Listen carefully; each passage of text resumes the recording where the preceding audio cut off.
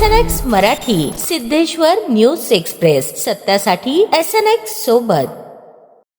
लवकर असेल आम्ही त्या लोकांनी आम्हाला सपोर्ट दिला आहे, ज्यांनी आमची मेंबरशिप घेतलेली आहे त्या लोकांची आम्ही संवाद करू, डायलॉग करू, त्यांचे जे काही सजेशन्स, आयडियाज आणि इनपुट असतील त्यानंतर आम्ही आणि डिसिजन घेऊ. आता एक विरोधक म्हणून टीका पण केली जाते, त्या सत्ताधारी कोण असेल किंवा आणखी कोणी असेल ते टीका पण करतात वेगवेगळ्या मार्गाने. मग बांगलादेश, पाकिस्तानचा विषय, परदेशात तू राहतो, त्याचबरोबर तुला सरकार विरोधी अजेंडा, असे वेगवेगळे. आता तू वाचलास असेल, त्याबद्दल काय म्हणतो?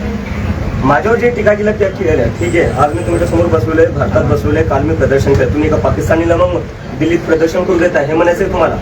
आणि दुसरी गोष्ट माझ्यावर टीका करताय ठीक आहे. वेदांत नावाचा 17 वर्षाचा स्टुडंट CBSEचा, त्याला या सरकार आणि मीडिया, जे मेनस्ट्रीम मीडिया आहे त्यांनी पाकिस्तानी म्हणलेलं आहे. जो मुलगा 17 वर्षाचा आहे त्याचं फक्त एकच काम होतं, मेहनत करायची आणि परीक्षा द्यायची. त्यांनी परीक्षा दिली, परीक्षामध्ये त्याला जेव्हा कळलं की त्याची मार्कशीट चुकीची चेक झाली, तो कारभार त्यांनी उत्तर आणला, तेव्हा तुम्ही त्याला पाकिस्तानी म्हणले. या देशात तुम्ही कोणाला पाकिस्तानी म्हणणार आहे? त्या वेदांतला तुम्ही पाकिस्तानी म्हणताय, जो एक CBSEचा स्टुडंट आहे, मला तुम्ही पाकिस्तानी म्हणताय.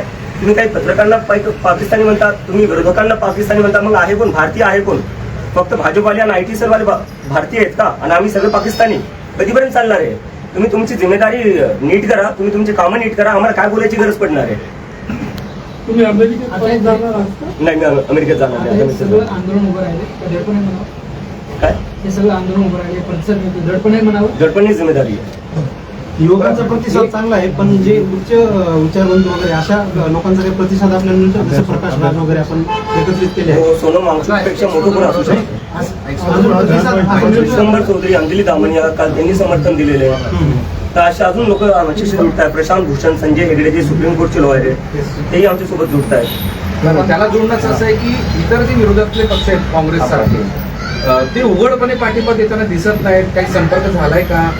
नाही, काही संपर्क नाही झाला. जर ते संपर्क केला त्यांनी, ते पाठिंबा दिला तर घेऊ इच्छितो. ज्यांना युवकांच्या मुद्द्यावर आम्हाला पाठिंबा द्यायचा आहे त्यांनी आम्हाला पाठिंबा देऊ शकतात, कारण की आम्ही कोणा एका पक्षासाठी करत नाहीये, आम्ही युवकांसाठी करतोय. ज्यांना युवकांची काळजी आहे ते आम्हाला पाठिंबा देऊ शकतात. आपला माजी पक्ष आहे आम आदमी पार्टी, त्यांनी काय पाठिंबा वगैरे दिला किंवा त्यांच्या काही संपर्कात आहे? आपण संपर्कात नाही, पण मी जसं आधी म्हणलं, ज्या पक्षांना किंवा लोकांना युवकांची काळजी आहे आणि युवकांच्या मुद्द्यांवर थोडंफार काही वाटत असेल त्यांना, तर त्यांनी आम्हाला समर्थन द्यावं. कारण की आमची जी पूर्ण मुव्हमेंट आहे ती सगळे जे युवक आहे ज्यांच्यासोबत शिक्षणात काही चांगलं होत नाही, शिक्षण व्यवस्था आपली कोलॅप्स झाली आहे, बेरोजगारी आपल्या देशात मागच्या 40 वर्षात सगळ्यात जास्त आहे. आज आपल्या देशात 50 लाख ग्रॅज्युएट दरवर्षी निघतात. त्या 50 लाख ग्रॅज्युएटपैकी फक्त 20 लाख ग्रॅज्युएट्सला नोकरी भेटते, बाकीचे 30 लाख जे ग्रॅज्युएट्स आहेत त्यांना नोकरी भेटत नाही. तर या मुद्द्यावर ज्यांना आवाज उठवायचा आहे आणि ज्यांना समर्थन द्यायचं आहे ते आम्हाला समर्थन देऊ शकतात.